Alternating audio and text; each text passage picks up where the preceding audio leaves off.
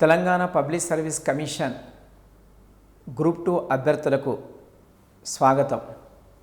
ఈరోజు మనం చర్చించుకునే అంశం పేపర్ 2లో పార్ట్ బిలో ఇండియన్ పాలిటీలో అంతర్భాగంగా 6th చాప్టర్ డిస్కస్ చేసుకుంటాం.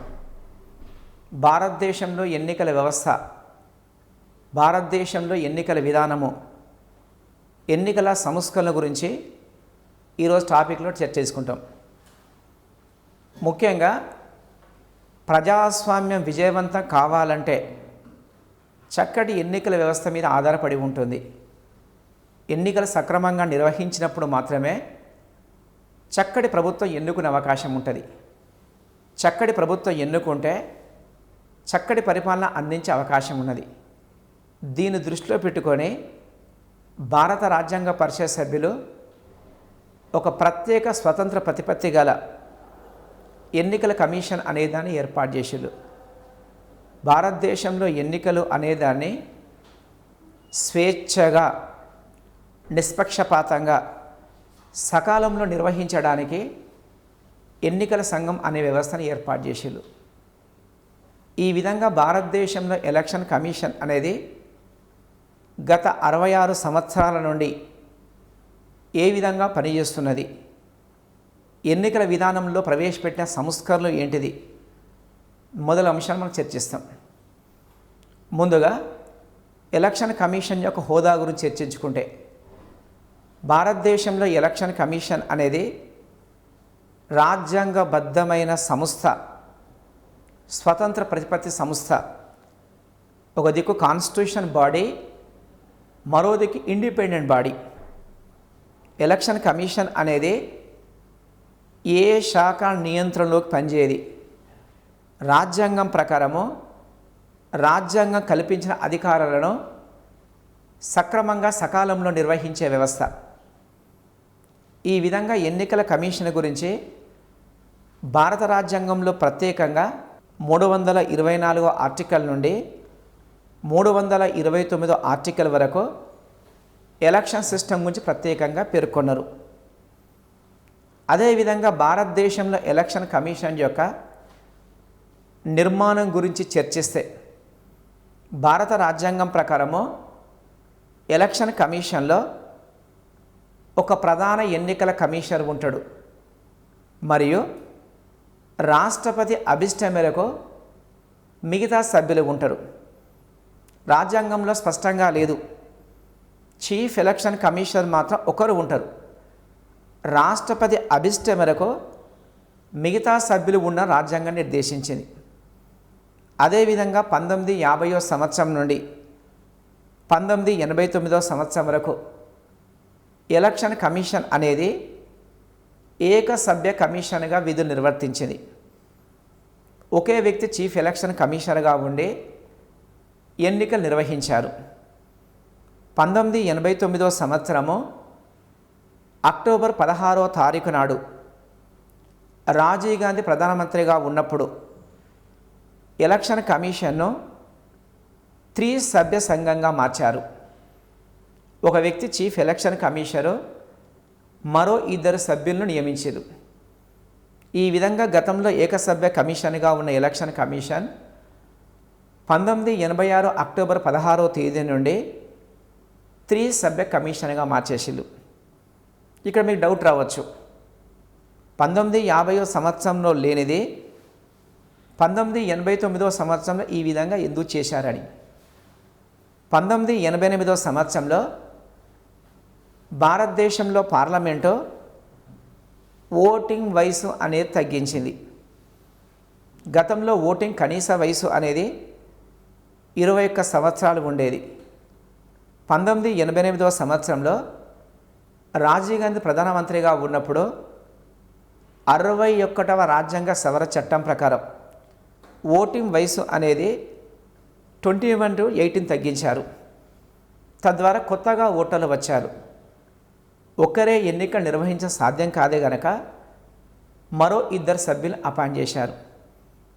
ఈ విధంగా 1989వ సంవత్సరంలో 3 సభ్య కమిషన్ సక్సెస్ఫుల్గా ఎలక్షన్ నిర్వహించింది. అదేవిధంగా 1990వ సంవత్సరంలో విపి సింగ్ ప్రధానమంత్రిగా ఉన్నప్పుడు మళ్ళీ ఎలక్షన్ కమిషన్ను ఏకసభ్య కమిషన్గా మార్చేసిళ్ళు. 89లో త్రిసభ్య కమిషన్ అయితే 1990లో ఏకసభ్య కమిషన్గా మార్చేసిళ్ళు. 1990 సంవత్సరం నుండి 93 వరకు ఏకసభ్య కమిషన్గా ఉన్నది. 1993 సంవత్సరము అక్టోబర్ 1వ తేదీ నాడు పివి నరసింహారావు ప్రధానమంత్రిగా ఉన్నప్పుడు మళ్ళీ త్రిసభ్య కమిషన్గా మార్చిళ్ళు. ఈ విధంగా 1993 సంవత్సరం నుండి ఇప్పటి వరకు ఎలక్షన్ కమిషన్లో మొత్తం 3 సభ్యులు ఉన్నారు. ఒక వ్యక్తితో చీఫ్ ఎలక్షన్ కమిషనర్, మరో 2 ఎలక్షన్ కమిషనర్లు. అది ఇంకా కొనసాగుతుంది. అదే 1993 సంవత్సరంలో పివి నరసింహారావు ప్రభుత్వము త్రిసభ్య కమిషన్గా ఎందుకు మార్చిందంటే, భారతదేశంలో ఎలక్షన్ కమిషన్ చరిత్రలో ప్రస్తుత chief election commissioner Naseem Ahmed Zaidi అనే వ్యక్తి ఉన్నాడు. ఈ జైదీ ఈరోజు చీఫ్ ఎలక్షన్ కమిషనర్. మొత్తము 20 మంది సభ్యుల్లో 10వ చీఫ్ ఎలక్షన్ కమిషనర్గా పనిచేసిన టిఎన్ శేషన్ అనే వ్యక్తి 1990-96 సంవత్సరం మధ్య భారతదేశంలో చీఫ్ ఎలక్షన్ కమిషనర్గా పనిచేసాడు. మొత్తము చీఫ్ ఎలక్షన్ కమిషన్లో రాజ్యాంగ సూత్రాలను, చట్టాల్లో పేర్కొన్న నిబంధనలు, ఎలక్షన్ విషయం సక్రమంగా అమలు చేసిన వ్యక్తి టిఎన్ శేషన్ మాత్రమే చెప్పుకోవచ్చు. టిఎన్ శేషన్ ఎలక్షన్ కమిషన్లో సమూల సంస్కరణ శ్రీకారం చుట్టిన వ్యక్తి. కొన్ని సందర్భంలో ప్రభుత్వం యొక్క ఆదేశాలను కూడా టిఎన్ శేషన్ ఒబే చేయలేదు. టిఎన్ శేషన్ కట్టడి చేయడానికి 1993 సంవత్సరంలో మరో 2 ఎలక్షన్ కమిషనర్లను పివి నరసింహారావు ప్రభుత్వం నియమించింది. వారిలో మొదటి వ్యక్తి ఎంఎస్ గిల్ అనే వ్యక్తి, రెండవ వ్యక్తి జీవిజి కృష్ణమూర్తి. ఈ విధంగా 1993 సంవత్సరం నుండి త్రిసభ్య సంఘంగా కొనసాగుతున్నది. ఎలక్షన్ కమిషన్ యొక్క నియామకం తీసుకుంటే భారత రాజ్యాంగం ప్రకారము చీఫ్ ఎలక్షన్ కమిషనర్ మరియు 2 ఇతర సభ్యులను భారత రాష్ట్రపతి నియమిస్తాడు. భారత రాష్ట్రపతికి ప్రధానమంత్రి నేతృత్వంలో కేంద్ర కేబినెట్ సలహా ఇస్తుంది. ఈ విధంగా నియమించేది మాత్రము భారత రాష్ట్రపతి వీరిని నియమిస్తాడు. వీరి యొక్క అర్హతలు తీసుకుంటే భారత రాజ్యాంగం ప్రకారము ఎలక్షన్ కమిషన్ యొక్క సభ్యులు ప్రధాన కమిషనర్ యొక్క అర్హతలను నిర్ణయించే అధికారము భారత రాష్ట్రపతికి ఉంటుంది. అయితే ఇప్పటి కూడా ప్రత్యేకంగా ఎలాంటి అర్హతలు మాత్రం లేదు, కానీ కొన్ని సాంప్రదాయాలు పాటిస్తున్నారు. కనీసం 10 సంవత్సరాలు సివిల్ సర్వీస్ ఉద్యోగిగా పనిచేసిన వ్యక్తి, ఒక బ్యూరోక్రాట్గా వ్యవహరించిన వ్యక్తిని ఎలక్షన్ కమిషనర్గా నియమిస్తున్నారు. అదే సాంప్రదాయం ఇంకా కొనసాగుతున్నది. వీరి యొక్క పదవీ కాలం తీసుకుంటే భారతదేశంలో చీఫ్ ఎలక్షన్ కమిషనరు మరియు ఇతర సభ్యుల పదవీ కాలము 6 సంవత్సరములు లేదా 65 సంవత్సరాలు ఉంటుంది. ఏది ముందైతే అది వర్తిస్తుంది. పదవీ కాలం 6 సంవత్సరాలు ఉంటుంది, పదవీ విరమణ వయసు 60 సంవత్సరాలు ఉంటుంది. ఏది ముందైతే అది వర్తిస్తుంది. ఒకవేళ ముందే రాజీనామా చేయాలనుకోండి, రాజీనామా పత్రాన్ని భారత రాష్ట్రపతికి ఇవ్వవలసి ఉంటుంది. వీరి యొక్క వేతనం తీసుకుంటే చీఫ్ ఎలక్షన్ కమిషనర్ మరియు ఇతర సభ్యుల వేతనాన్ని భారత పార్లమెంట్ నిర్ణయిస్తుంది. ప్రస్తుతం వీరు ముగ్గురికి సుప్రీంకోర్టు జడ్జితో ఈక్వల్గా జీతం వస్తుంది. సుప్రీంకోర్టు న్యాయమూర్తికి నెలకు 90,000 జీతం వస్తుంది. వారితో ఈక్వల్గా చీఫ్ ఎలక్షన్ కమిషనరు మరియు 2 సభ్యులకు అదే విధంగా వస్తుంది.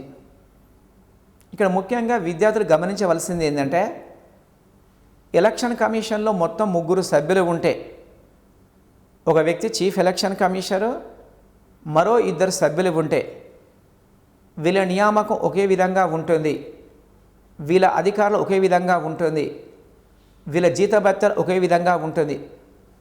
తొలగింపు విధానం మాత్రం వేరుగా ఉంటుంది. వీరు తొలగింపు విధానం తీసుకుంటే చీఫ్ ఎలక్షన్ కమిషనర్ను అభిశంసన తీర్మానం ద్వారా తొలగిస్తారు. దీన్నే సెన్సురేషన్ మోషన్ అంటారు. భారతదేశంలో అత్యంత క్లిష్టంగా తొలగించబడే పద్ధతి అభిశంసన తీర్మానం అనేది.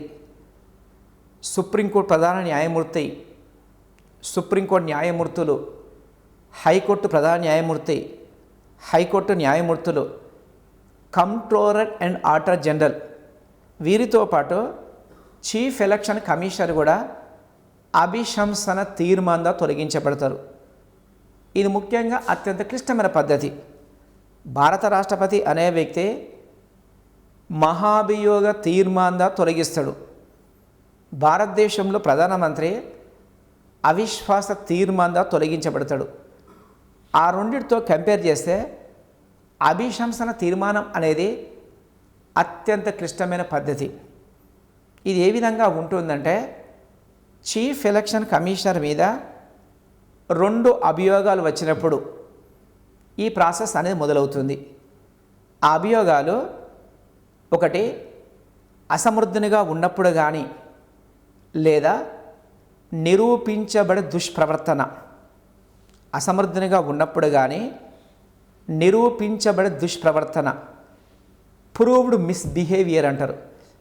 ఈ రెండిట్లో ఒక తప్పు చేస్తే ముందుగా పార్లమెంట్లో ఏ సభలోనైనా తీర్మానం ప్రవేశపెడతారు. లోక్సభలో తీర్మానం ప్రవేశపెట్టాలంటే 100 మంది లోక్సభ సభ్యుల మద్దతు అవసరం.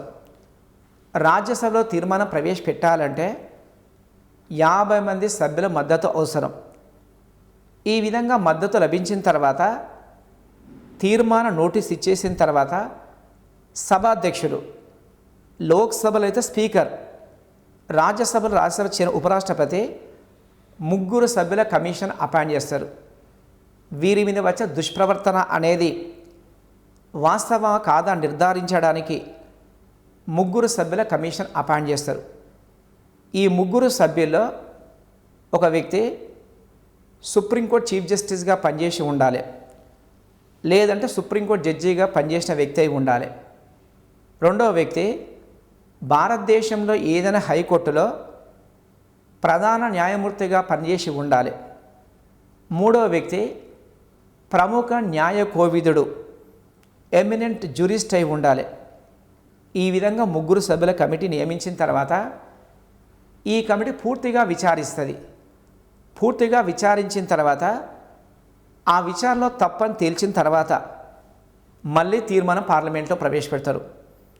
పార్లమెంట్లో 2 సభలు 2/3 వంతు మెజార్టీతోటి 2 సభలు వేరువేరుగా ఆమోదిస్తే అప్పుడు చీఫ్ ఎలక్షన్ కమిషనర్ అనే వ్యక్తి పదవీచ్యుతుడయ్యే అవకాశం ఉన్నది.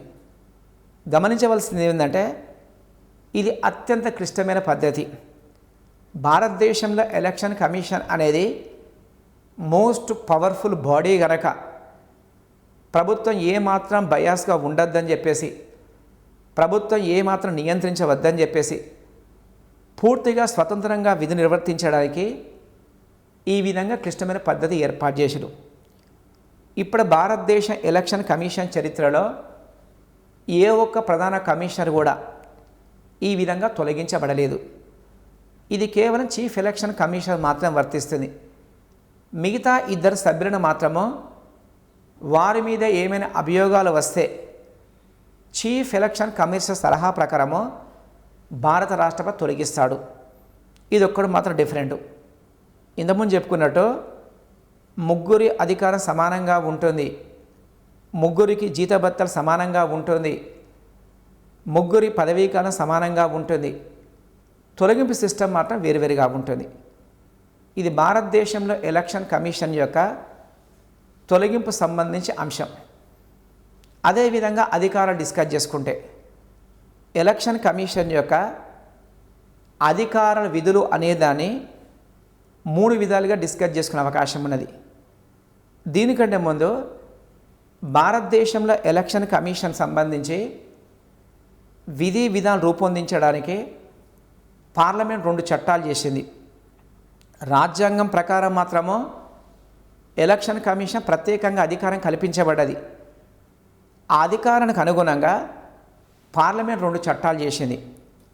మొదటి చట్టము 1950వ సంవత్సరంలో ప్రజా ప్రాతినిధ్య చట్టము, పీపుల్ రిప్రజెంటేషన్ యాక్ట్ ఆఫ్ 1950ని నాటి పార్లమెంట్ ఈ చట్టం చేసింది. 1950వ సంవత్సరంలో తాత్కాలిక ప్రధానమంత్రిగా విధులు నిర్వర్తిస్తున్న నెహ్రూ ప్రభుత్వము ప్రజా ప్రాతినిధ్య చట్టం 1915 చేసింది. ముఖ్యంగా ఆ టైంలో పార్లమెంటు ఏర్పాటు కాలేదు. పార్లమెంటు బాధ్యత నిర్వర్తిస్తున్న రాజ్యాంగ పరిషత్ అనేది తాత్కాలిక పార్లమెంటు హోదాలో ప్రజా ప్రాతినిధ్య చట్టం చేసింది. అదేవిధంగా 1951వ సంవత్సరంలో మరో ప్రజా ప్రాతినిధ్య చట్టం చేసింది. ఈ విధంగా మనకు పీపుల్ రిప్రజెంటేషన్ యాక్ట్ 1950 ప్రకారము, పీపుల్ రిప్రజెంటేషన్ యాక్ట్ 1951 ప్రకారము భారతదేశంలో ఎలక్షన్ కమిషన్కు అధికార విధులు అనేదాన్ని కల్పించబడ్డారు. ప్రజా ప్రాతినిధ్య చట్టం 1950లో ఓటర్ల జాబితా తయారీ గురించి, లోక్సభ అసెంబ్లీ సభ్యుల సంఖ్య గురించి, ఓటర్ల అర్హత గురించి 1950 చట్టంలో పొందుపరిచారు. అదేవిధంగా 1951 చట్టంలో ఎన్నికల నిర్వహణ, ఎన్నికల నిబంధనలు, ఎలక్షన్ కమిషన్ యొక్క అధికారం మొత్తం కూడా ఇందులో ప్రత్యేకంగా ప్రస్తావించారు. అదేవిధంగా రాజకీయ పార్టీలు కూడా 1951 చట్టం ప్రకారము రిజిస్ట్రేషన్ చేయించుకోవడం కానీ, చిహ్నాలు పొందే అధికారం కానీ, రాజకీయ పార్టీలకు సంబంధించిన అన్ని విషయాలు 1951 చట్టంలో పొందుపరిచారు. ఈ 2 చట్టాలు భారత రాజ్యాంగం ప్రకారము ఎలక్షన్ కమిషన్ లభించిన అధికారాలను స్థూలంగా 3 రకాలుగా డివైడ్ చేయొచ్చు. అందులో ఫస్ట్ పరిపాలనా విధులు అంటారు, అడ్మినిస్ట్రేటివ్ ఫంక్షన్స్. భారతదేశంలో ఎలక్షన్ కమిషన్ యొక్క ప్రధాన బాధ్యత దేశంలో ఎలక్షన్ నిర్వహించడం. ఎన్నికల నిర్వహణ అనేది ఎలక్షన్ కమిషన్ యొక్క ప్రైమరీ డ్యూటీ. అంటే రాష్ట్రపతి ఎన్నికలు, ఉపరాష్ట్రపతి ఎన్నికలు, లోక్సభ ఎన్నికలు, రాజ్యసభ ఎన్నికలు, రాష్ట్ర అసెంబ్లీ ఎన్నికలు, రాష్ట్రంలో విధాన పరిషత్ ఎన్నికలు నిర్వహిస్తుంది. మొత్తము 6 రకాల ఎలక్షన్స్ను భారతదేశంలో ఎలక్షన్ కమిషన్ నిర్వహిస్తుంది. ఇందులో అంతర్భాగంగా సాధారణ ఎన్నికలు, మధ్యంతర ఎన్నికలు, ఉప ఎన్నికలు, వీటిని నిర్వహించే అధికారము ఎలక్షన్ కమిషన్ కల్పించబడింది. ఇక్కడ గమనించవలసింది ఏంటంటే భారతదేశంలో కేంద్ర ఎలక్షన్ కమిషను కొన్ని రకాల ఎన్నికలు మాత్రం నిర్వహించది. అవేందో డిస్కస్ చేసుకుంటాం. స్థానిక సంస్థల ఎన్నికలు, పంచాయతీ సంస్థ ఎన్నికలకు కేంద్ర ఎలక్షన్ కమిషన్తో సంబంధం ఉండదు. పంచాయతీ సంస్థ ఎలక్షన్ నిర్వహించడానికి ప్రత్యేకంగా రాష్ట్రంలో ఎలక్షన్ కమిషన్ ఉంటుంది. ఆ ఎలక్షన్ కమిషను 243K ప్రకారం ఏర్పాటు చేయబడ్డది. ఆ 243K ప్రకారం ఏర్పాటు చేయబడ్డ రాష్ట్ర ఎలక్షన్ కమిషన్ అనేది లోకల్ బాడీస్ ఎలక్షన్ నిర్వహిస్తుంది. దీంతో కేంద్ర ఎలక్షన్ కమిషన్ సంబంధం ఉండదు. రెండవది speaker elections, deputy speaker elections, Rajya Sabha deputy chairperson elections, ప్రధానమంత్రి ఎలక్షన్సు, ముఖ్యమంత్రి ఎలక్షన్సు, రాష్ట్ర స్పీకర్ ఎలక్షన్సు, రాష్ట్రంలో డిప్యూటీ స్పీకర్ ఎలక్షన్సు. ద్విసభా విధానం అమల్లో గల రాష్ట్రాల్లో విధాన పరిషత్ చైర్పర్సన్, డిప్యూటీ చైర్పర్సను ఎన్నికల నిర్వహణతోటి కేంద్ర ఎలక్షన్ కమిషన్ సంబంధం ఉండదు. ఈ విధంగా భారతదేశంలో ఎన్నికలను సక్రమంగా నిర్వహించడానికి అన్ని చర్యలు ఎలక్షన్ కమిషన్ తీసుకుంటుంది. రెండవది ఓటర్ల జాబితా తయారీ. అంటే మారే పరిస్థితులకు అనుగుణంగా కొత్తగా వచ్చే ఓటర్ల పేర్లు చేర్చుతూ మరణించిన వాళ్ళ పేర్లు తొలగిస్తూ ఎలక్షన్ కమిషను నిరంతరంగా ఓటర్ల జాబితా తయారు చేయడం అనేది దాని యొక్క ప్రైమరీ డ్యూటీగా చెప్పుకోవచ్చు. 3, భారతదేశంలో ఎన్నికలు నిర్వహించడానికి రూల్స్ అండ్ రెగ్యులేషన్స్ అనేదాన్ని ఎలక్షన్ కమిషన్ రూపొందిస్తుంది. అంటే ప్రస్తుతం ఉన్న ఛాంబర్ అనేది, ప్రస్తుతం ఉన్న సంస్థ అనేది పదవికాలం ముగియడానికి ముందే ఎలక్షన్ షెడ్యూల్ ప్రకటిస్తుంది, ఎలక్షన్ నోటిఫికేషన్ ప్రకటిస్తుంది. దీనితో పాటు ఎలక్షన్ సక్రమంగా నిర్వహించడానికి, శాంతియుతంగా నిష్పక్షపాత నిర్వహించడానికి సకల చర్యలు ఎలక్షన్ కమిషన్ తీసుకుంటుంది. అదేవిధంగా ఎలక్షన్ జరిగే సందర్భంలో కొత్తగా నియమ నిబంధనలు అనేదాన్ని ఎలక్షన్ కమిషన్ రూపొందిస్తుంది. ఒకవేళ ఎలక్షన్ నిర్వహించడం కష్టంగా మారిందనుకోండి, అలాంటి సందర్భంలో ఎలక్షన్స్ను తాత్కాలికంగా వాయిదా వేసే అధికారము భారతదేశంలో ఎలక్షన్ కమిషన్కు ఉంటుంది. ఎలక్షన్ నిర్వహించే సందర్భంలో కేంద్ర రాష్ట్ర ప్రభుత్వ ఉద్యోగులు మొత్తం కూడా ఎలక్షన్ కమిషన్ నియంత్రణలో పనిచేస్తారు. ఏ ప్రభుత్వ ఉద్యోగి కానీ ఏదో ఒక పార్టీకి అనుకూలంగా ప్రవర్తించినప్పుడు వారి మీద చర్య తీసుకునే అధికారము కేంద్ర ఎలక్షన్ కమిషన్కు ఉంటుంది. 4, ఒక పార్టీ రాజకీయ పార్టీ గుర్తింపు పొందాలంటే అది జాతీయ పార్టీయా, ప్రాంతీయ పార్టీయా, ఇతర పార్టీ గుర్తింపు ఇవ్వే అధికారము భారతదేశంలో ఎలక్షన్ కమిషన్కు ఉంటుంది. అదేవిధంగా పార్టీలకు చిహ్నాలు కేటాయించే అధికారం ఎలక్షన్ కమిషన్కు ఉంటుంది. 5వ అధికారం, నియోజకవర్గాలను పునర్విభజించిన తర్వాత భారతదేశంలో రాజ్యాంగం ప్రకారము, భారత రాజ్యాంగంలో ఆర్టికల్ 82 ప్రకారం, 82వ ఆర్టికల్ ప్రకారము ప్రతి జనాభా లెక్కల తర్వాత భారతదేశంలో నియోజకవర్గాలను పునర్విభజించడానికి కమిషన్ ఏర్పాటు చేయాలని చెప్పేసి రాజ్యాంగం ప్రత్యేకంగా చెప్పిస్తుంది.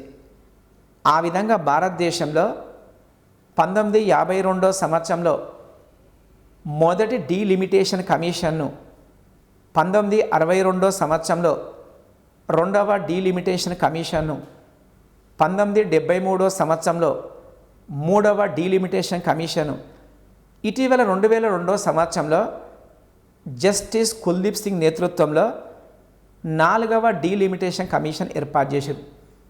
దీని ప్రైమరీ డ్యూటీ ఏంటంటే భారతదేశంలో పాపులేషన్ మైగ్రేషన్ అయిన తర్వాత పాపులేషన్లో ఇన్బ్యాలెన్స్ ఏర్పడే అవకాశం ఉన్నది, ఓటర్లో హెచ్చు తగ్గులు ఏర్పడే అవకాశం ఉన్నది. దీన్ని దృష్టిలో పెట్టుకొని నియోజకవర్గాలను పునర్విభజించే అధికారము భారతదేశంలో డీలిమిటేషన్ కమిషన్కు ఉంటుంది. ఈ డీలిమిటేషన్ కమిషను నివేదిక సమర్పించిన తర్వాత దాన్ని అమలు చేసే అధికారము భారతదేశంలో ఎలక్షన్ కమిషన్కు ఉంటుంది. ఇది ఎలక్షన్ కమిషన్ యొక్క మరో అధికారంగా చెప్పుకోవచ్చు. 2, సలహా విధులు. ఫస్ట్ పరిపాలన విధులు, 2 సలహా విధులు. ఎలక్షన్ కమిషన్ ముఖ్యంగా కొన్ని విషయాలలో రాష్ట్రపతి గవర్నర్ సలహా ఇస్తుంది. అంటే ఒక పార్లమెంట్ సభ్యుడు ఎన్నిక చెల్లదు అన్నప్పుడు, ఎన్నికల్లో అక్రమాల పాల్పడ్డప్పుడు, అది నిరూపితమైనప్పుడు అతని యొక్క సభ్యత్వ రద్దు అని చెప్పేసి భారత రాష్ట్రపతి సలహా ఇచ్చే అధికారము ఎలక్షన్ కమిషన్కు ఉంటుంది. అదేవిధంగా ఎమ్మెల్యే ఎమ్మెల్సీ యొక్క అనర్హత విషయంలో భారత రాష్ట్రపతికి ఎలక్షన్ కమిషన్ సలహా ఇస్తుంది. ఈ విధంగా రాష్ట్రపతి గవర్నర్కు సభ్యుల అనర్హత విషయంలో సలహా ఇచ్చే అధికారము భారతదేశంలో ఎలక్షన్ కమిషన్కు ఉంటుంది. 3వ అధికారం అర్ధ న్యాయ సంబంధమైన విధులు. దీన్నే క్వాజీ జ్యుడిషియల్ పవర్స్ అంటారు. భారతదేశంలో ఎలక్షన్ కమిషన్కు కొన్ని న్యాయాధికారం కల్పించబడ్డది. దీన్నే క్వాజీ జ్యుడిషియల్ పవర్స్గా చెప్పుకోవచ్చు. ముఖ్యంగా ఒక రాజకీయ పార్టీ 2 ముక్కలుగా చీలిపోయింది అనుకోండి, లేదా ఒక రాజకీయ పార్టీ నుండి కొంతమంది సభ్యులు వేరే పార్టీగా ఏర్పాటు చేసిందనుకోండి, అప్పుడు ఏది ఒరిజినల్ పార్టీ, ఏ పార్టీకి ఏ చిహ్నం ఇవ్వాలి నిర్ణయించే అధికారము భారతదేశంలో ఎలక్షన్ కమిషన్కు ఉంటుంది. ఈ విధంగా 1995వ సంవత్సరంలో ఉమ్మడి ఆంధ్రప్రదేశ్లో తెలుగుదేశం పార్టీ ఎన్టీ రామారావు అధ్యక్షునిగా ఉన్నప్పుడు తెలుగుదేశం పార్టీ నారా చంద్రబాబు నేతృత్వంలో ఒక చీలిక ఏర్పడ్డది. అప్పుడు ఎలక్షన్ కమిషన్కు ఇద్దరు అప్లై చేసిళ్ళు. అంటే ఒరిజినల్ తెలుగుదేశం పార్టీ అధ్యక్షుడు ఎన్టీ రామారావు అప్లై చేశాడు, మరో దిక్కు చీలిక వర్గ నేత నారా చంద్రబాబు నాయుడు కూడా ఎలక్షన్ కమిషన్ అప్లై చేశారు. చివరికి ఎలక్షన్ కమిషను నిజా నిర్ధారించిన తర్వాత నారా చంద్రబాబు నేతృత్వంలోని తెలుగుదేశం పార్టీ మాత్రమే ఒరిజినల్ పార్టీ అని చెప్పేసి డిసైడ్ చేసింది. అదేవిధంగా తెలుగుదేశం పార్టీ యొక్క చిహ్నాన్ని కూడా నారా చంద్రబాబు నాయుడు వర్గానికే కేటాయించబడ్డది. ఈ విధంగా రాజకీయ పార్టీలో చీలిక వచ్చినప్పుడు, ఎలక్షన్ సింబల్లో వివాదం వచ్చినప్పుడు భారతదేశంలో ఎలక్షన్ కమిషను డిసైడింగ్ అథారిటీగా ఉంటుంది. దీన్నే క్వాజీ జ్యుడిషియల్ పవర్స్గా చెప్పుకోవచ్చు. ఇవన్నీ కూడా భారత రాజ్యాంగం ప్రకారము ఎలక్షన్ కమిషన్ కల్పించిన ముఖ్యమైన విధులుగా చెప్పుకోవచ్చు. అయితే ముఖ్యంగా గ్రూప్ 2 అభ్యర్థులు గమనించవలసిన అంశం ఏంటంటే, ఎలక్షన్ కమిషన్ సంబంధించిన కొన్ని స్టాక్ జీకే అంశాలు ఉంటాయి. అంటే ఎలక్షన్ కమిషన్ సంబంధించి స్టాండర్డ్ జీకే అంశాలు కానీ లేదా కరెంట్ అఫైర్స్ అంశాలు కూడా ఇందులో తప్పకుండా చదవాలి. ఫస్ట్ అంశం ఏంటంటే, భారతదేశంలో ఎలక్షన్ కమిషన్ అనేది ఎప్పుడు ఏర్పాటు చేయబడదని చెప్పేసి గతంలో ఎగ్జామ్లో బిట్ వచ్చింది. ఆన్సర్ 1950వ సంవత్సరము జనవరి 25వ తేదీ నాడు. అంటే రాజ్యాంగం అమల్లోకి వచ్చింది మాత్రము 1950 జనవరి 26వ తేదీ నాడు. అదేవిధంగా భారత రాజ్యాంగ పరిషత్ అనేది చిట్ట చివరి సమావేశము, లాస్ట్ సెషను 1950వ సంవత్సరము జనవరి 24వ తారీఖు జరిగింది. కనుక ఈ రెండు డేట్స్ మధ్యలో 1950వ సంవత్సరము జనవరి 25వ తేదీ నాడు ఎలక్షన్ కమిషన్ ఏర్పాటు చేయబడ్డది. ఈ ఎలక్షన్ కమిషను 2010వ సంవత్సరము జనవరి 25వ తేదీ నాడు వజ్రోత్సవ ఉత్సవాలు జరుపుకుంది. దీన్నే డైమండ్ జూబ్లీ సెలబ్రేషన్స్ అంటారు. అంటే ఎలక్షన్ కమిషన్ ఏర్పాటు చేసిన తర్వాత 60 సంవత్సరాల సందర్భంగా ప్రత్యేకంగా ఉత్సవాలు నిర్వహించారు. ఆ ఉత్సవాల సందర్భంగా కొన్ని నిర్ణయాలు తీసుకున్నారు. అందులో మొదటి అంశం, భారతదేశంలో ప్రతి సంవత్సరము జాతీయ ఓటర్ల దినోత్సవము, నేషనల్ ఓటర్స్ డే అనేది జనవరి 25 జరుపుకోవాలని చెప్పేసి ఎలక్షన్ కమిషన్ డిసైడ్ చేసింది. ఈ విధంగా 2010వ సంవత్సరంలో ఆ విధంగా నిర్ణయం తీసుకుంటే 2011వ సంవత్సరము జనవరి 25వ తేదీ నుండి నేషనల్ ఓటర్స్ డే జరుపుకుంటున్నాం. ఇది ఫస్ట్ నిర్ణయం. రెండవది, భారతదేశంలో ఎలక్షన్ కమిషన్కు ప్రత్యేకంగా ఒక స్లోగన్ తీసుకున్నది. అంటే ఒక స్లోగన్ అనేది అఫీషియల్గా స్వీకరించింది. ముఖ్యంగా స్లోగన్ ఏ విధంగా ఉందంటే, proud to be voter, ready to vote. Proud to be voter, ready to vote అనగా ఓటరుగా గర్వించు, ఓటు వేయడం సిద్ధంగా ఉండు. ఇది భారతదేశంలో ఎలక్షన్ కమిషన్ యొక్క స్లోగన్గా చెప్పుకోవచ్చు. మూడో ముఖ్యాంశం, ఎలక్షన్ కమిషన్ అనేది ఒక టోల్ ఫ్రీ నెంబర్ ఏర్పాటు చేసింది. అంటే ఎన్నికలకు సంబంధించిన ఏమైనా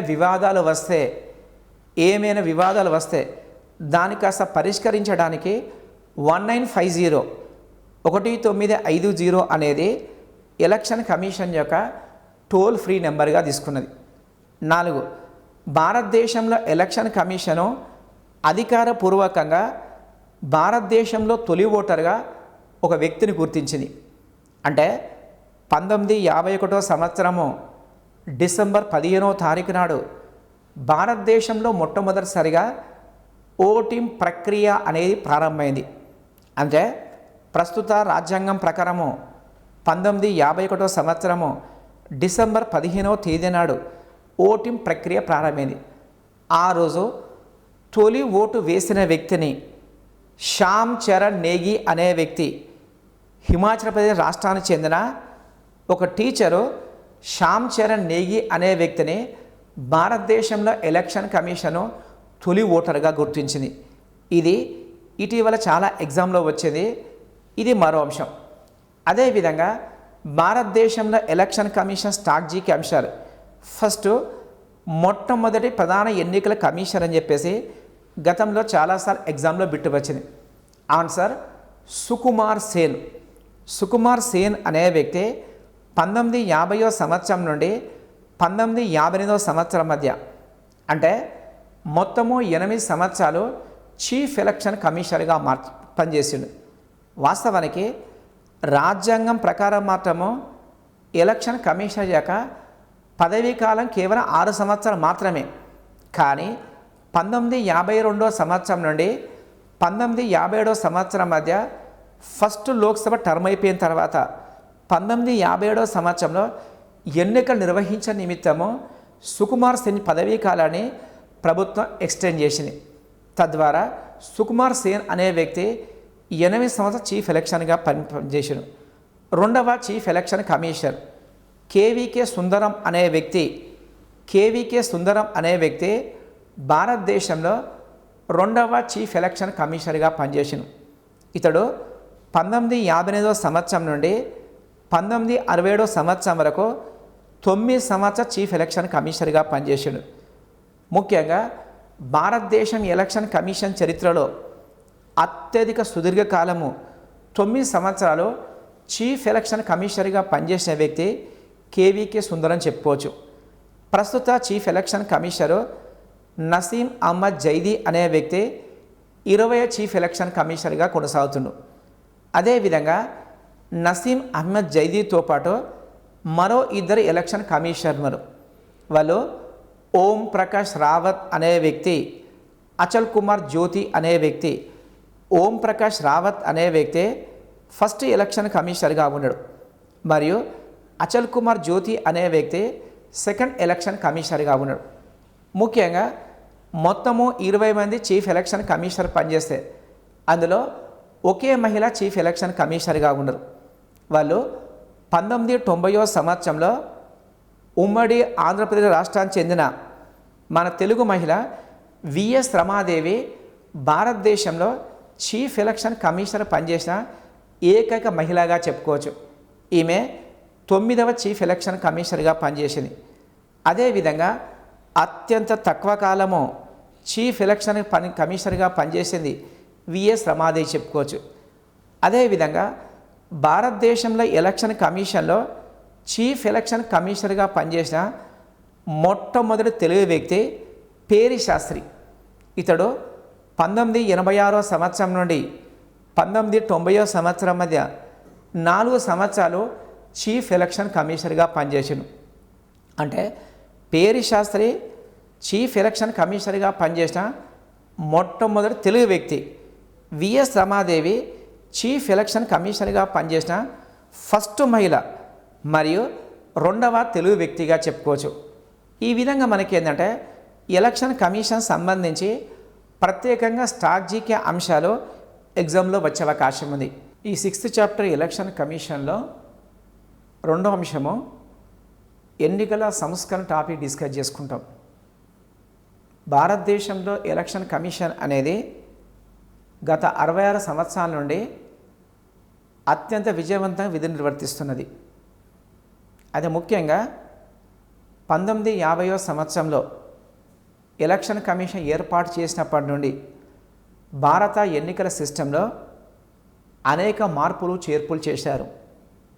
ఇంతకుముందు చెప్పుకున్నట్టు ప్రజాస్వామ్య వ్యవస్థ విజయవంతం కావాలంటే సక్రమంగా నిర్వహించే ఎలక్షన్ మీద ఆధారపడి ఉంటుంది. దాని కాస్త సాకారం చేయడానికే గత 66 సంవత్సరాల నుండి భారతదేశంలో ఎలక్షన్ కమిషను అత్యంత సమర్థవంత పాత్ర నిర్వహించింది. అయితే ముఖ్యంగా కొన్ని అంశాలు ఇంకా చేర్చుతుంది, కొన్ని అంశాలు చేర్చవలసిన అంశాలు ఉన్నాయి. ముందుగా మనము ఎన్నికల సంస్కరణలు అంటే ఏంటి డిస్కస్ చేసుకుంటాం. మారుచున్న పరిస్థితులకు అనుగుణంగా ఎన్నికల వ్యవస్థలో వచ్చే లోపాలను, ఎన్నికల విధానంలో ఉన్న లోపాలను పూర్తిగా మార్చుతూ కొత్త కొత్త అంశాలు ప్రవేశపెట్టడానే ఎన్నికల సంస్కరణలుగా చెప్పుకోవచ్చు. ఈ విధంగా భారత ప్రజాస్వామ్య చరిత్రలో ఎలక్షన్ సిస్టంలో అనేక సంస్కరణలు ప్రవేశపెట్టారు. ఇంకా కొన్ని సంస్కరణలు చేపట్టవలసిన అవసరం ఉంది. ముఖ్యంగా భారతదేశంలో ఎలక్షన్ విధానంలో కొన్ని లోపాలు ఉన్నాయి. అది రాజ్యాంగపరంగా లోపాలు ఉన్నాయి, చట్టపరంగా లోపాలు ఉన్నాయి. ప్రాక్టికల్గా అమలు చేసేటప్పుడు కూడా కొన్ని లోపాలు ప్రస్ఫుటంగా కనిపిస్తున్నాయి. భారత ఎన్నికల విధానం కొన్ని లోపాలు పరిశీలిస్తే, ఫస్ట్ సాధారణ మెజార్టీ పద్ధతి ఉన్నది. భారతదేశంలో మెజార్టీ మన స్థానాలలో సింపుల్ మెజార్టీ సిస్టమ్ అమలుపరుస్తున్నాం. లోక్సభ ఎలక్షన్లో కానీ, అసెంబ్లీ ఎన్నికల్లో కానీ, స్థానిక సంస్థల ఎన్నికల్లో సింపుల్ మెజార్టీ సిస్టమ్ని ఫాలో అవుతున్నాం. దీన్నే ఫస్ట్ పాస్ట్ పోస్ట్ సిస్టమ్ అంటారు. అంటే పోటీ చేసిన అభ్యర్థులు ఎవరికైతే ఎక్కువ ఓట్లు వస్తాయో వాళ్ళే ఎమ్మెల్యే, ఎంపీగా ఎన్నికవుతున్నారు. ఫర్ ఎగ్జాంపుల్ తీసుకుంటే, ఒక నియోజకవర్గంలో 100 మంది ఓటర్లు ఉంటే 5 కంటెస్ట్ చేస్తున్నారు. 5 అభ్యర్థులు పోటీ చేస్తే ఏ అనే అభ్యర్థికి 20 ఓట్లు, బి అనే అభ్యర్థికి 20 ఓట్లు, సి అనే అభ్యర్థికి 20 ఓట్లు, డి అనే అభ్యర్థికి 19 ఓట్లు రాగా ఈ అనే అభ్యర్థికి 21 ఓట్లు వచ్చిందనుకోండి. ప్రస్తుతం ఉన్న సాధారణ మెజార్టీ పద్ధతి ప్రకారము ఈ ఎమ్మెల్యే, ఎంపీగా ఎన్నికవుతాడు. అంటే 100 మంది ఓటర్లు ఉంటే 21 మంది ఈయన కావాలని కోరుకున్నారు. అతనే ఎమ్మెల్యే, ఎంపీగా ఎన్నికవుతాడు. వాస్తవానికి భారత ప్రజాస్వామ్యం నిశితంగా పరిశీలిస్తే, ఈ విధానాన్ని నిశితంగా పరిశీలిస్తే ఇది ముమ్మాటికి అన్యాయంగా చెప్పుకోవచ్చు. ఎందుకంటే 100 మంది ఓటర్లు ఉంటే ఈయన కావాలన్న వాళ్ళు మాత్రము కేవలం 21 మంది ఓటర్లు మాత్రమే. ఈయన వ్యతిరేకించే వాళ్ళు మాత్రము 79 మంది సభ్యులు ఉన్నారు. అంటే మెజార్టీ సభ్యులు వద్దన్న వ్యక్తి భారతదేశంలో ఎమ్మెల్యే, ఎంపీగా ఎన్నికయ్యి చట్ట నిర్మాణంలో భాగస్థులవుతున్నారు. ఇది సాధారణ మెజార్టీ పద్ధతి ప్రధాన లోపంగా చెప్పుకోవచ్చు. దీన్ని కాస్త పూర్తిగా నిరోధించడానికి పాశ్చాత్య దేశాల్లో నైష్పత్తిక ప్రాతినిధ్య ఓటు బదిలీ పద్ధతి ఉన్నది. దీనినే proportionate representative vote transfer system అంటారు. అంటే కనీసం 50% ఓట్లు వస్తేనే ఎమ్మెల్యే, ఎంపీగా ఎన్నికే విధానాన్ని భారతదేశంలో ప్రవేశపెట్టాలని చెప్పేసి గతంలో కొన్ని కమిషన్ రికమెండ్ చేసినాయి. ముఖ్యంగా ప్రస్తుతం ఈ సిస్టము నైష్పత్తిక ప్రాతినిధ్య పద్ధతిని రాష్ట్రపతి ఎన్నికల్లో, ఉపరాష్ట్రపతి ఎన్నికల్లో, రాజ్యసభ ఎన్నికల్లో మరియు రాష్ట్ర విధాన పరిషత్ ఎమ్మెల్సీ ఎన్నికల్లో దీని కాస్త ఉపయోగిస్తున్నారు. సాధారణ మెజార్టీ పద్ధతి లోపాలను సరిదిద్దడానికి ఈ పద్ధతి ప్రవేశపెట్టాలని చెప్పేసి డిమాండ్ ప్రారంభంలో ఉంది. అయితే ముఖ్యంగా ప్రస్తుతం ఉన్న సాధారణ మెజార్టీ పద్ధతిలో కొన్నిసార్లు ఎన్నికైన అభ్యర్థి కూడా డిపాజిట్ కోల్పోయే ప్రమాదం ఉన్నది. అంటే బహుళ పార్టీ వ్యవస్థ గల భారతదేశంలో అనేక పార్టీ ఎలక్షన్లో కంటెస్ట్ చేస్తుంది. తద్వారా కంటెస్ట్ చేసే అభ్యర్థికి డిపాజిట్ వాపసు రావాలనుకోండి, పోలే చెల్లిన ఓట్లలో 1/6 వంతు ఓట్లు రావాలి. కొన్ని సందర్భంలో అందరికంటే ఎక్కువ వచ్చి ఎమ్మెల్యే, ఎంపీగా ఎన్నికైనప్పటికీ 1/6 ఓట్లు రాకుండా డిపాజిట్ కోల్పోయిన సందర్భాలు ఉన్నాయి. 2, భారతదేశంలో ఎలక్షన్ సిస్టంలో 1970-80 దశకం వరకు రిగ్గింగు, పోలింగ్ బూత్ల ఆక్రమణ అనేది సర్వసాధారణంగా జరిగేది. అంటే ఎలక్షన్ జరిగేటప్పుడు భారతదేశం మొత్తం ఒకేసారి ఎలక్షన్ నిర్వహించేవారు. తద్వారా రక్షణాపరమైన ప్రాబ్లం వచ్చేది, అదేవిధంగా నిర్వహణ సమస్య వచ్చేది.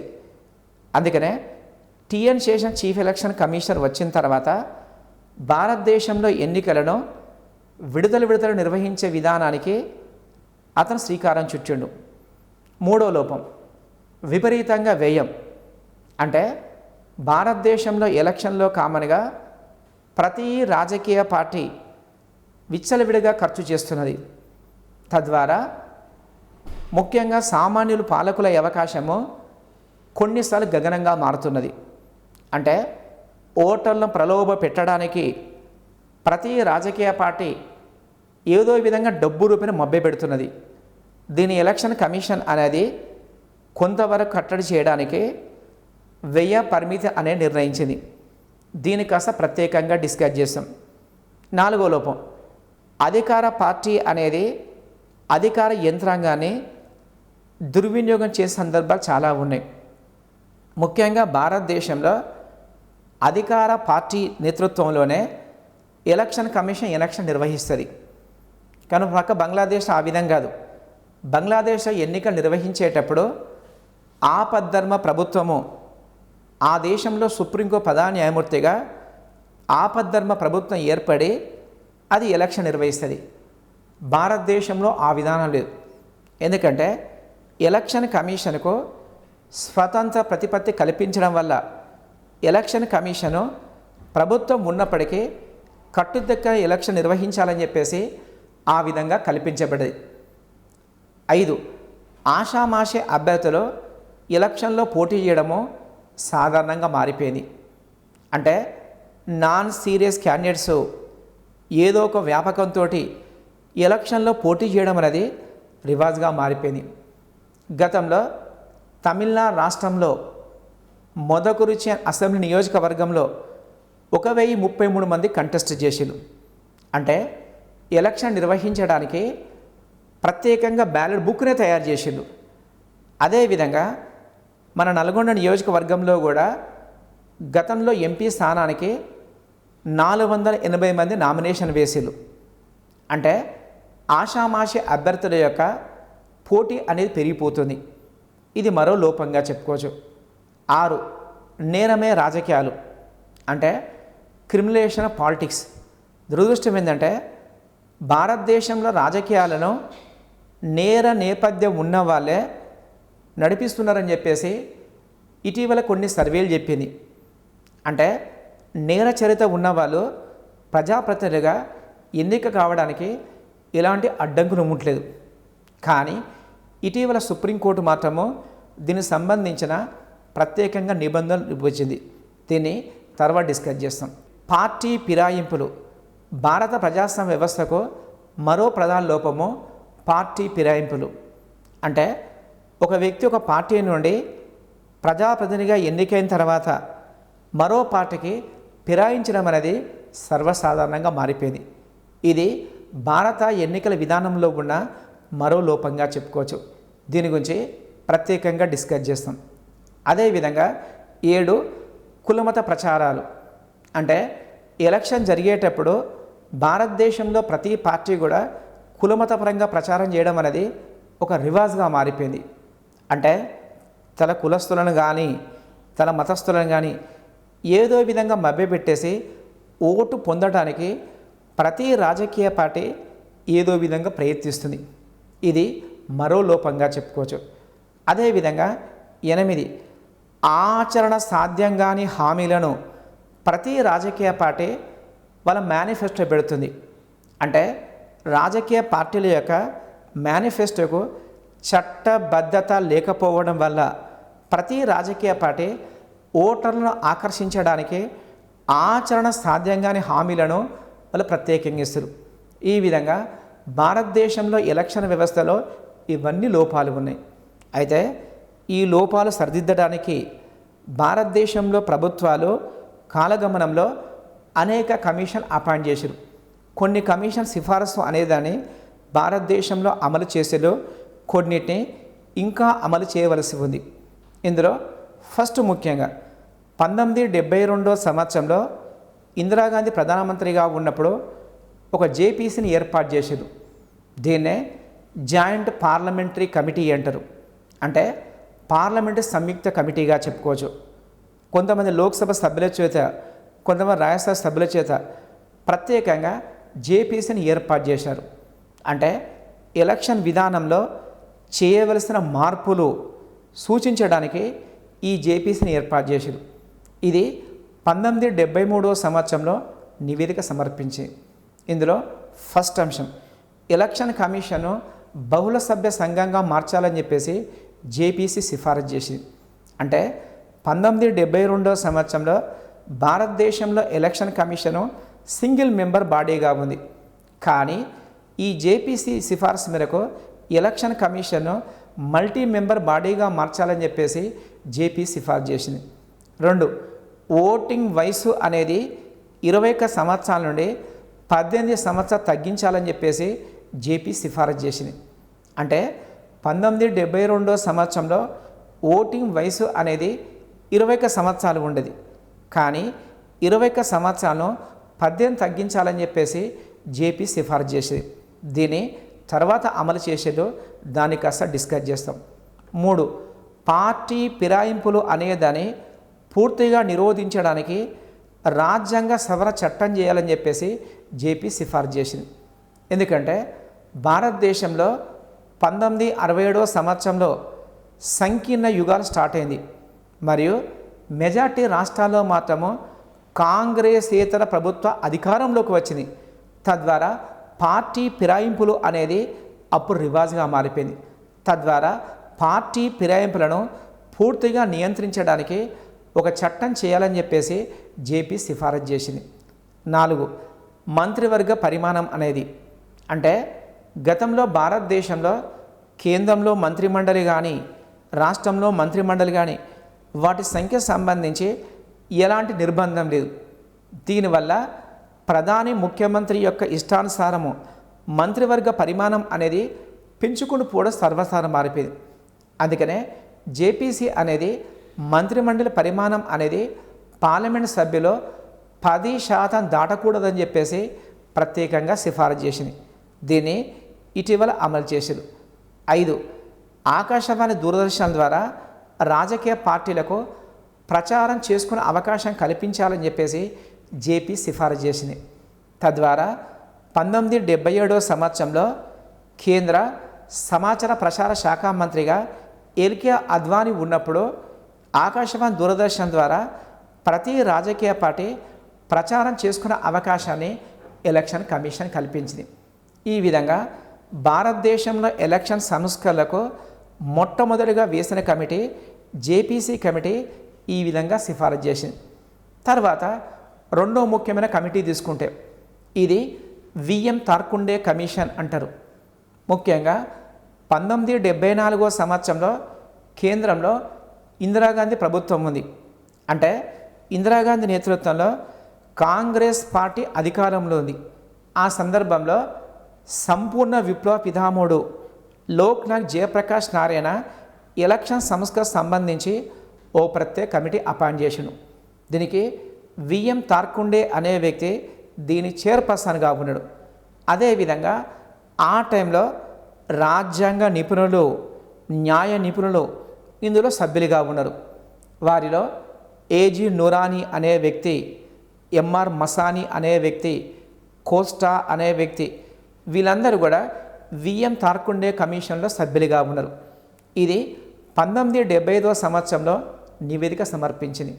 ముఖ్యంగా ఈ కమిటీ ప్రధాన సిఫారసు ఏంటంటే భారతదేశంలో రాజ్యాంగం ప్రకారము ఎలక్షన్ కమిషన్కు అత్యున్నత అధికారం కల్పించదు. అయితే ఇంకా చక్కగా పనిచేయడానికి వీటిని అమలు చేయాలని చెప్పేసి కొన్ని సిఫారసు చేసింది. అందులో ఫస్ట్ సిఫారసు ఎలక్షన్ కమిషన్ అనేదాన్ని 3 సభ్య సంఘంగా మార్చాలని చెప్పేసి తార్కుండే కమిషన్ చెప్పింది. అంటే ఒకే వ్యక్తి ఎలక్షన్ నిర్వహించడం అనేది చాలా కష్టసాధ్యంగా ఉంది. అందుకనే 3 సభ్య సంఘంగా మార్చాలని చెప్పేసి తార్కుండే కమిషన్ చెప్పింది. 2, కంపెనీలు ఇచ్చే విరాళాలపైన నిషేధం విధించాలని చెప్పేసి తార్కుండే కమిషన్ చెప్పింది. అంటే భారతదేశంలో కామన్గా ప్రతి కార్పొరేట్ కంపెనీ అనేది 1960వ సంవత్సరం నుండి ప్రతి రాజకీయ పార్టీకి కొంత విరాళం ఇస్తుంది. అంటే ఆ విరాళం ఏ విధంగా ఉందంటే అయితేనో 5% కానీ లేదా 25,000 రూపాయలు కానీ ఏది ఎక్కువైతే అది విరాళంగా ఇచ్చే వెసులుబాటు ఉంది. ఈ విధంగా 1960వ సంవత్సరం నుండి కార్పొరేట్ కంపెనీలు అనేటివి విరాళాలు ఇచ్చే సాంప్రదాయం కొనసాగింది. అయితే 1962వ సంవత్సరంలో అవినీతి మీద నియమించిన కే సంతానం కమిటీ, అంటే భారతదేశంలో అవినీతి మీద కే సంతానం కమిటీని 1962వ సంవత్సరంలో నెహ్రూ ప్రభుత్వం నియమించింది. ఈ సంతానం కమిటీ కార్పొరేట్ కంపెనీ చెల్లించే విరాళాల వల్ల రాజకీయ పార్టీలు అవినీతి మారంగా మారే ప్రమాదం ఉందని దీన్ని రద్దు చేయాలని చెప్పేసి సంతానం కమిటీ చెప్పింది. అందుకనే 1969వ సంవత్సరంలో ఇందిరాగాంధీ ప్రధానమంత్రిగా ఉన్నప్పుడు కార్పొరేట్ కంపెనీలు చెల్లించే విరాళాల మీద పూర్తిగా నిషేధం విధించారు. అయితే ఈ నిషేధం అనేదాన్ని కొనసాగించాలని చెప్పేసి తార్కుండే కమిషను మరోసారి సిఫారసు చేసింది. తర్వాత 1985వ సంవత్సరంలో రాజీవ్ గాంధీ ప్రధానమంత్రిగా ఉన్నప్పుడు కార్పొరేట్ కంపెనీ అనేవి విరాళాలు ఇవ్వచ్చని చెప్పేసి మళ్ళీ సఫర్ చేసింది. 3. భారతదేశంలో చీఫ్ ఎలక్షన్ కమిషన్గా సుప్రీంకోర్టు న్యాయమూర్తికి నియమించబడడానికి ఏమైతే అర్హత ఉందో వాళ్ళనే నియమించాలని చెప్పేసి తార్కుండే కమిషన్ చెప్పింది. అంటే రాజ్యాంగం ప్రకారం మాత్రము ఎలక్షన్ కమిషన్కు ఎలాంటి అర్హత లేదు. తద్వారా కేంద్రంలో అధికారంలో ఉన్న పార్టీ వారికి అనుగుణమైన వాళ్ళను ఎలక్షన్ కమిషనర్గా నియమించే ప్రమాదం ఉంది. అందుకనే సుప్రీంకోర్టు జడ్జిగా నియమించబడాలంటే ఏమైతే అర్హత ఉందో వాళ్ళనే ఎలక్షన్ కమిషనర్గా నియమించాలని చెప్పేసి తార్కుండే కమిషన్ చెప్పింది. 4. అభ్యర్థుల వ్యయం అనేది ప్రభుత్వం భరించడం అనేది అసాధ్యం అని చెప్పేసి తార్కుండే కమిషన్ చెప్పింది. అంటే వెస్టర్న్ కంట్రీలో ముఖ్యంగా అమెరికా దేశంలో పోటీ చేసే అభ్యర్థి యొక్క వ్యయాన్ని ప్రభుత్వం మొత్తం భరిస్తుంది. అదేవిధంగా భారతదేశంలో ఆ విధానం ప్రవేశపెట్టాలని గతంలో కొంతమంది సిఫారసు చేశారు. కానీ తార్కుండే కమిషన్ మాత్రము ఆ విధానం అనేది అనేక అపశృతులకు హేతువుగా మారే ప్రమాదం ఉందని చెప్పేసి దాన్ని వద్దని చెప్పింది. అంటే అభ్యర్థులు చేసే వ్యయాన్ని ప్రభుత్వం భరించిన అవసరం లేదని చెప్పేసి తార్కుండే కమిషన్ చెప్పింది. 5. బ్యాలెట్ పత్రాల మీద ఓటర్ సంతకం చేసే విధానాన్ని నిషేధించాలని చెప్పేసి తార్కుండే కమిషన్ చెప్పింది. అంటే ప్రస్తుతం ఎలక్షన్ ఓటింగ్ మిషన్స్ వచ్చినాయి, ఈవీఎంస్ వచ్చినాయి. కానీ గతంలో బ్యాలెట్ పేపర్స్ ఉన్నప్పుడు బ్యాలెట్ పేపర్ వెనకాల ఓటర్ సంతకం చేసే సాంప్రదాయం ఉండే. దీనివల్ల ఎవరు ఓటు ఎవరికి వేస్తున్నారో తెలిసే ప్రమాదం ఉంది. అందుకనే ఆ సంతకం చేసే విధానాన్ని రద్దు చేయాలని చెప్పేసి తార్కుండే కమిషన్ చెప్పింది. 6. ఆపద్ధర్మ ప్రభుత్వం అనేది ముఖ్యమైన విధానపర నిర్ణయాలు తీసుకోవద్దని చెప్పేసి తార్కుండే కమిషన్ చెప్పింది. అంటే ఒక ప్రభుత్వం కామన్గా దిగిపోయిందనుకోండి, ఒక ప్రభుత్వం రాజీనామా చేసిందనుకోండి, అప్పుడు ఎలక్షన్ వరకు అధికారంలో ఉన్న ఆపద్ధర్మ ప్రభుత్వం అని ముఖ్యమైన నిర్ణయాలు తీసుకోవద్దని చెప్పేసి విఎం తార్కుండే కమిషన్ చెప్పింది. ఈ విధంగా తార్కుండే కమిషన్ సిఫార్సులో ప్రభుత్వము కాలానుగుణంగా కొన్ని అమలు చేసింది. అదేవిధంగా భారతదేశంలో ఎలక్షన్ సంస్థకు సంబంధించి మరో ముఖ్యమైన కమిషన్ తీసుకుంటే దినేష్ గోస్వామి కమిషన్. దినేష్ గోస్వామి కమిషన్ను 1990వ సంవత్సరంలో విపి సింగ్ ప్రభుత్వం అపాయింట్ చేసింది. చూడండి, గమనించవలసింది ఏంటంటే ఫస్ట్ జేపీసీ కమిటీని మాత్రము ఇందిరాగాంధీ ప్రభుత్వం 1972లో నియమించింది. మరియు విఎం తార్కుండే కమిషన్ను 1974వ సంవత్సరంలో జయప్రకాష్ నారాయణ నిర్మించాడు. అదేవిధంగా దినేష్ గోస్వామి కమిషన్ను 1990వ సంవత్సరంలో విపి సింగ్ ప్రభుత్వం నియమించింది. అంటే విపి సింగ్ ప్రభుత్వంలో దినేష్ గోస్వామి అనే వ్యక్తి న్యాయశాఖ మంత్రిగా పనిచేసాడు. ఇతడు అస్సాం గణపరిషత్ చెందిన ఎంపీ అన్నట్టు. ఇతని నేతృత్వంలో కమిషన్ అపాయింట్ చేశారు. ఈ కమిషను కొన్ని ముఖ్యమైన సూచనలు చేసింది. అందులో ఫస్ట్ సిఫారసు ప్రస్తుతం ఉన్న ఎలక్షన్ సిస్టమ్ను సమూలంగా మార్చేసి ఈవీఎం ప్రవేశపెట్టాలని చెప్పేసి గోస్వామి కమిషన్ చెప్పింది. అంటే గతంలో బ్యాలెట్ పత్ర విధానానికి పూర్తిగా చరమగీతం పాడుతూ వాటి స్థానంలో పూర్తిగా ట్రాన్స్పరెంట్గా ఉండడానికి ఎలక్ట్రానిక్ ఓటింగ్ మిషన్ అనేదాన్ని ప్రవేశపెట్టాలని చెప్పేసి గోస్వామి కమిషన్ చెప్పింది. ఇది ఫస్ట్ సిఫార్సు. రెండవది పోటీ చేసే అభ్యర్థుల యొక్క డిపాజిట్ని పెంచాలి. అంటే ఆషామాష అభ్యర్థులు పోటీ చేయకుండా ఉండడానికి వాళ్ళు పే చేసే డిపాజిట్ని పెంచాలి. అదేవిధంగా డిపాజిట్ ఈ విధంగా పెంచుతూ ఒకవేళ డిపాజిట్ వాపసు రావాలంటే పోలే చిన్న ఓట్లలో 1/4 ఓట్లు వస్తేనే డిపాజిట్ ఇచ్చే వెసులుబాటు కల్పించాలి. అంటే ప్రస్తుతం ఉన్న సిద్ధాంతం ప్రకారము పోలే చిన్న ఓట్లలో 1/6 ఓట్లు వస్తే డిపాజిట్ వాపసు వస్తుంది. కానీ ఆ విధంగా కాకుండా 1/4 ఓట్లు అనగా 25% ఓట్లు వస్తే మాత్రమే డిపాజిట్ వచ్చే విధంగా సవరించాలని చెప్పేసి గోస్వామి కమిషన్ చెప్పింది. మూడోది నైష్పత్తిక ప్రాతినిధ్య పద్ధతిని ఇంతకుముందు చెప్పుకున్నట్టు భారతదేశంలో సాధారణ మెజార్టీ పద్ధతిలో ముఖ్యంగా కొన్ని లోపాలు ఉన్నాయి కనుక ఈ లోపాలు సరిదిద్దడానికి నైష్పత్తిక ప్రాతినిధ్య పద్ధతిని ప్రవేశపెట్టాలని చెప్పేసి గోస్వామి కమిషన్ చెప్పింది. 4 ఒక అభ్యర్థి 2 చోట్ల పోటీ చేసే విధానాన్ని రద్దు చేయాలని చెప్పేసి గోస్వామి కమిషన్ చెప్పింది. అంటే గతంలో భారతదేశంలో మాత్రము ఒక అభ్యర్థి ఎన్ని నియోజకవర్గాల నుండైనా పోటీ చేసే అవకాశం ఉండేది. కానీ టీఎన్ శేషన్ హయాంలో మాత్రము దీన్ని 2 పరిమితం చేసేది. అంటే 2 ఎమ్మెల్యే స్థానాలు కానీ 2 ఎంపీ స్థానాలు కానీ ఒక ఎంపీ ఎమ్మెల్యే స్థానం 2 చోట్ల పోటీ చేసే అవకాశం ఉంది. అయితే దీనివల్ల కామన్గా ఒక అభ్యర్థి 2 చోట్ల గెలిచిందనుకోండి, గెలిచిన తర్వాత మరోదాన్ని రాజీనామా చేస్తారు. అప్పుడు మళ్ళీ ఉప ఎన్నిక నిర్వహించాల్సి వస్తుంది. తద్వారా ఈ ఉప ఎన్నిక విధానం అనేదాన్ని పూర్తిగా రూపుమాపడానికి భారతదేశంలో కేవలము ఒక అభ్యర్థి ఒక్కచోట మాత్రం పోటీ చేసే విధంగా నిబంధనలు మార్చాలని చెప్పేసి గోస్వామి కమిషన్ చెప్పింది. ఈ విధంగా 1990వ సంవత్సరంలో గోస్వామి కమిషన్ చెప్పింది సిఫార్సు ప్రకారము. అదేవిధంగా పివి నరసింహ ప్రభుత్వం కూడా కొన్ని అంశాలు అమలు చేసే ప్రయత్నం చేసింది.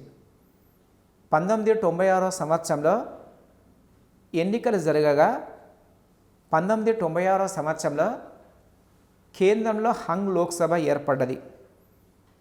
అదేవిధంగా అటల్ బిహారీ వాజ్పేయి నేతృత్వంలో బీజేపీ ప్రభుత్వం 13 రోజులు పనిచేసింది. తర్వాత హెచ్డి దేవగౌడ నేతృత్వంలో యునైటెడ్ ఫ్రంట్ ప్రభుత్వం అధికారం చేపట్టింది. ఈ విధంగా ఆ 2 సంవత్సరాలు భారతదేశంలో రాజకీయ అనిశ్చితి ఏర్పడ్డది.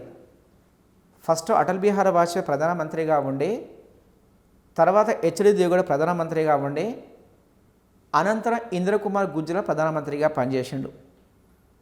అదేవిధంగా 1998వ సంవత్సరంలో భారతదేశంలో ఎలక్షన్ విధానంలో చేయవలసిన మార్పుల గురించి మరో కమిషన్ అపాయింట్ చేసిండు.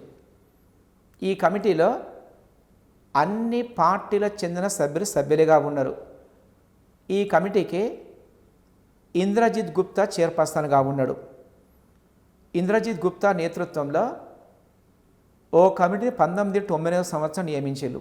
ముఖ్యంగా ఈ కమిటీలో ఆనాడు అన్ని పార్టీలో ఉన్న ప్రముఖ నాయకులు సభ్యులుగా ఉన్నారు. మాజీ ప్రధానమంత్రి మన్మోహన్ సింగ్ ఇందులో సభ్యులుగా ఉన్నారు. సోమనాథ్ చటర్జీ గారు సభ్యులుగా ఉన్నారు. కాంగ్రెస్ పార్టీ నేత దిగ్విజయ్ సింగ్ సభ్యులుగా ఉన్నారు. బీజేపీ నేత విజయ్ కుమార్ మల్హోత్రా సభ్యులుగా ఉన్నారు. ఈ విధంగా ఈ కమిటీకి ఇంద్రజిత్ గుప్తా చైర్పర్సన్గా ఉన్నాడు. 1998వ సంవత్సరంలో ఈ కమిటీ నియమించగా 1999వ సంవత్సరంలో కమిటీ నివేదిక సమర్పించింది. ఇందులో ఫస్ట్ ప్రధాన సిఫారసు భారతదేశంలో ఎలక్షన్ సిస్టంలో ఉన్న లోపాలను సమూలంగా మార్చడానికి ఎన్నికల ఖర్చు మొత్తం ప్రభుత్వం భరించాలని చెప్పేసి ఇంద్రజిత్ గుప్తా కమిటీ సిఫారసు చేసింది. అమెరికా దేశం విధానంలో ఉన్న సిస్టమ్ను భారతదేశంలో అమలు చేయాలని చెప్పేసి ఈ కమిటీ చెప్పింది. అంటే జాతీయ పార్టీ తరఫున పోటీ చేసే అభ్యర్థికి, ప్రాంతీయ పార్టీ తరఫున పోటీ చేసే అభ్యర్థికి నిర్ణీత మొత్తంలో వస్తు రూపంలో ప్రభుత్వం వ్యయం భరించాలి. ఈ విధంగా ప్రభుత్వం భరిస్తే విపరీత వ్యయాన్ని కంట్రోల్ చేసే అవకాశం ఉంటుందని కమిటీ సిఫారసు చేసింది. 2, కార్పొరేట్ కంపెనీలు వివిధ రాజకీయ పార్టీలకు ఇచ్చే విరాళాలకు సంబంధించి 10,000 మించి విరాళాలు ఇచ్చినప్పుడు చెక్కు రూపంలో ఇవ్వాలని చెప్పేసి ఈ కమిటీ సిఫారసు చేసింది. దీనివల్ల ముఖ్యంగా పారదర్శకత ప్రదర్శించే అవకాశం ఉంటుంది. 3, ఎలక్షన్ సందర్భంగా వివిధ రాజకీయ పార్టీలు కటౌట్లు ఉపయోగించడం కానీ విచ్చలవిడిగా వాహనాలు ఉపయోగించడం కానీ పూర్తిగా నిషేధం విధించాలని చెప్పేసి ఇంద్రజిత్ గుప్తా కమిటీ చెప్పింది. ఈ కమిటీ మెయిన్ సిఫార్సులో మనకు వ్యయాన్ని పూర్తిగా నియంత్రించాలని చెప్పేసి ప్రజాస్వామ్య వ్యవస్థ విజయవంతం కావడానికి కనీస ఎన్నికల వ్యయం అనేది ప్రధాన అంశమని ఈ కమిటీ ప్రధాన సిఫారసుగా చెప్పుకోవచ్చు.